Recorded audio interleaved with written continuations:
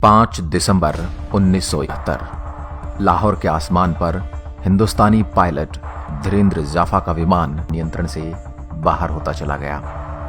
अपने विमान को नीचे गिरता देख उन्होंने सीट इजेक्शन का बटन दबाया, जिसने उन्हें तुरंत हवा में फेंक दिया और वह पैराशूट के जरिए नीचे उतरने लगे।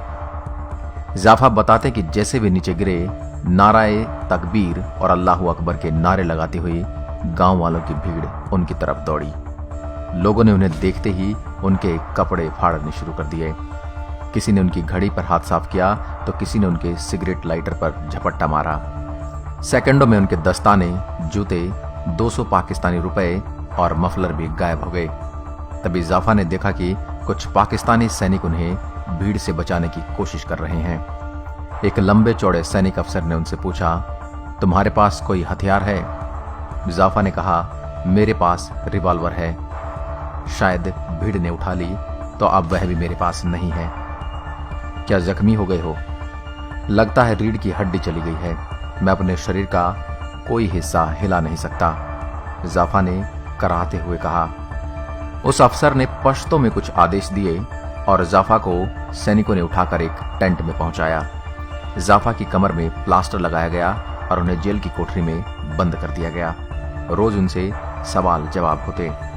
जब उन्हें टॉयलेट जाना होता तो उनके मुंह पर तकिए का गिलाफ लगा दिया जाता ताकि वो इधर उधर न देख सकें।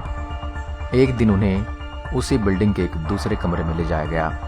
जैसे ही वो कमरे में पहुंचे, उन्हें लोगों की आवाजें सुनाई देने लगी। जैसे ही वो अंदर घुसे, सारी आवाजें बंद हो गई। अचानक जोर से एक स्वर गूंजा, जैफ सर। और फ्लाइट लेफ्टिनेंट दिलीप पारुलकर उन्हें गले लगाने के लिए तेजी से आगे बढ़े। उन्हें दिखाई नहीं दिया कि जाफा की ढीली जैकेट के भीतर प्लास्टर बंधा हुआ था। वहां पर 10 और भारतीय युद्धबंदी पायलट मौजूद थे। इतने दिनों बाद भारतीय चेहरा देख जाफा की आंखों से आंसू बह निकले।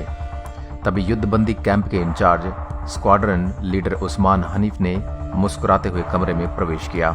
मैंने सोचा मैं आप लोगों को क्रिसमस की मुबारकबाद दे दूं। वो शाम एक यादगार शाम रही।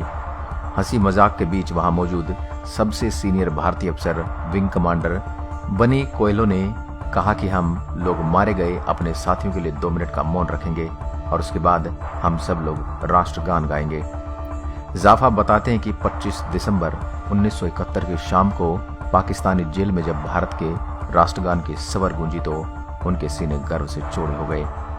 इस बीच भारत की नीति नियोजन समिति के अध्यक्ष डीपी धर पाकिस्तान आकर वापस लौट गए, लेकिन इन युद्ध बंदियों के भाग्य का कोई फैसला नहीं हुआ।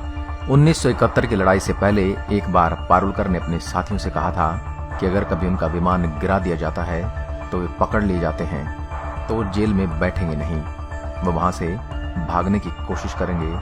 और यही उन्होंने किया। बाहर भागने की उनकी इस योजना में उनके साथी थे फ्लाइट लेफ्टिनेंट ग्रेवाल और हरीश सिंह जी। तय हुआ कि सेल नंबर 5 की दीवार में 21 बाई 15 इंच का छेद किया जाए, जो पाकिस्तानी वायुसेना के रोजगार दफ्तर के अहाते में खुलेगा, और उसके बाद 6 फुट की दीवार फलांग कर वो माल रोड पर कदम रखेंगे। इसका मतलब था करीब 56 ईंटों को उसका प्लास्टर निकालकर ढीला करना और उसे निकलने वाले मलबे को कहीं छिपाना। करविला ने एक इलेक्ट्रिशियन का स्क्रू ड्राइवर चुराया। ग्रेवाल ने कोको कोला की बोतल में छेद करने वाले धारदार औजार का इंतजाम किया। रात में दिलीप पारुलकर और ग्रेवाल 10 बजे के बाद प्लास्टर खुरचना शुरू करते। हैरी और चाटी निगरानी करते कि कहीं कोई पहरेदार तो नहीं आ रहा। इस बीच ट्रांजिस्टर के वॉल्यूम को बढ़ा दिया जाता। भारतीय कैदियों को जिनेवा समझौते की शर्तों के हिसाब से 50 फ्रैंक के बराबर पाकिस्तानी मुद्रा हर माह वेतन के तौर पर मिला करती थी, जिससे वो अपनी जरूरत की चीजें खरीदते और कुछ पैसे बचाकर भी रखते। इस बीच पारुलकर को पता चला कि एक पाकिस्तानी गार्ड औरंगजेब दर्जी का काम भी करता है। उन्होंने उससे कहा कि भारत में हमें पठान सूट नहीं मिलते, क्या आप हमारे लिए एक सूट बना सकते हैं? औरंगजेब ने पारुलकर के लिए हरे रंग का पठान सूट सिला। कामत ने तार और बैटरी की मदद से सुई और मैग्नेटाइज का एक काम चलाऊ कंपास बनाया, जो देखने में फाउंटेन पेन की तरह दिखता था। 14 अगस्त को पाकिस्तान का स्वतंत्रता दिवस था। पारुलकर ने अंदाजा लगाया कि उस दिन गार्ड लोग छुट्टी के मूड में होंगे और कम सतर्क होंगे।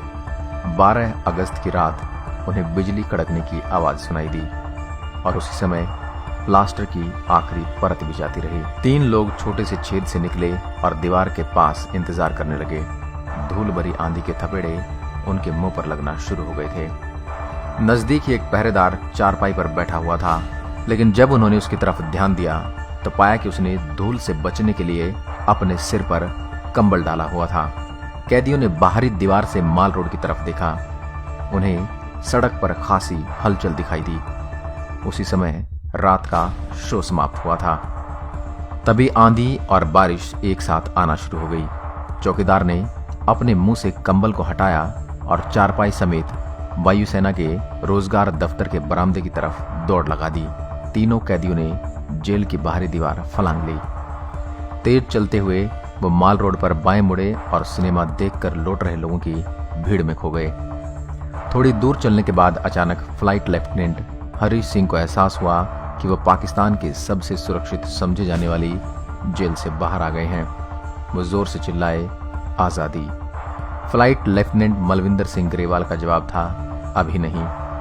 सबने तय किया कि वो अपने आप को ईसाई बताएंगे, क्योंकि उनमें से किसी को नमाज पढ़नी नहीं आती थी।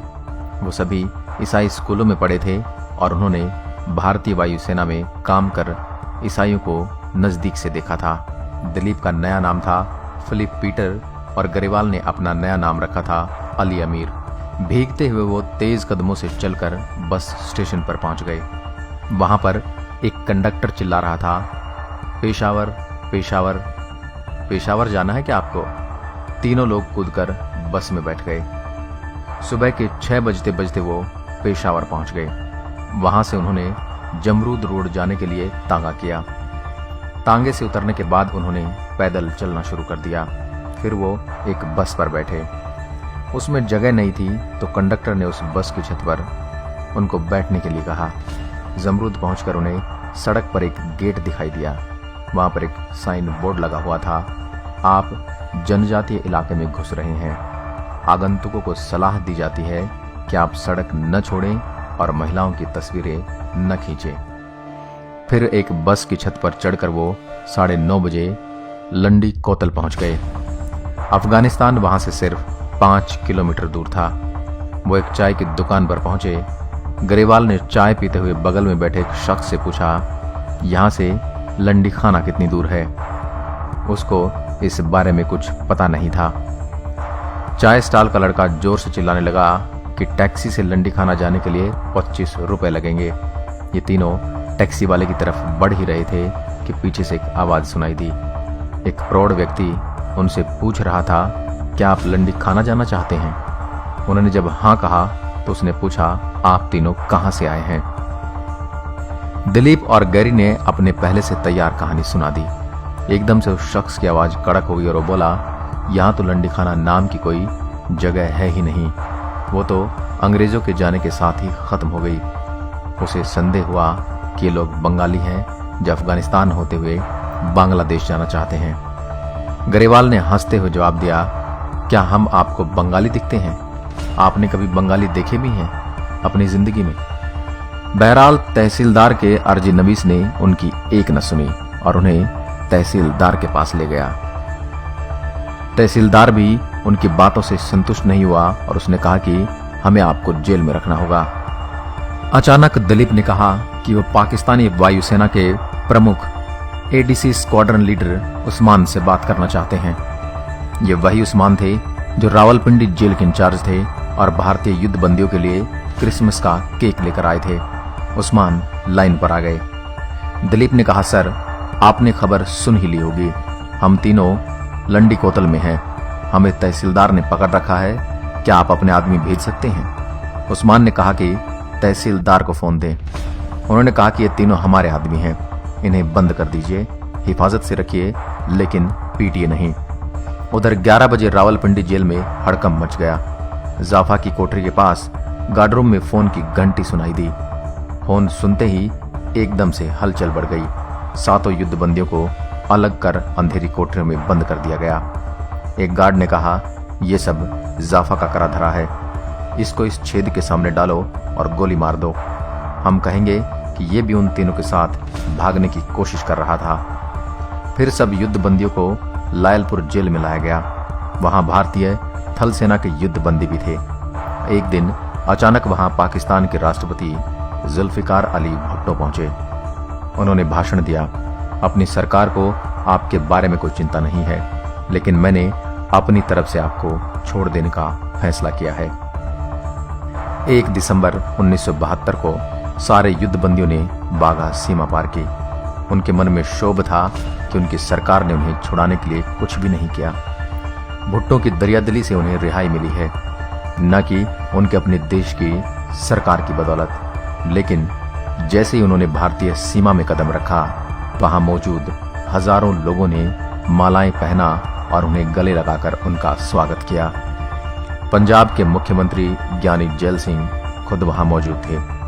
वाघा से अमृतसर के 22 किलोमीटर रास्ते में उनके स्वागत में सैकड़ों वंदनवार बनाए गए थे। लोगों का इतना प्यार देखकर इन युद्ध बंदियों का गुस्सा जाता रहा। दोस्तों, आपने देखा किस तरह हमारे देश के वीर जवान वापस भारत लौटे और उन्होंने किन कठिनाइयों का सामना किया। भारतीय जवानों के सम्मान में कमेंट में जय हिंद और भारत माता की जय जरूर लिखें और इस वीडियो को ज्यादा से ज्यादा फैलाएं ताकि सबको इन वीरों के बारे में पता चल सके। जय हिंद, जय भारत मित्रों।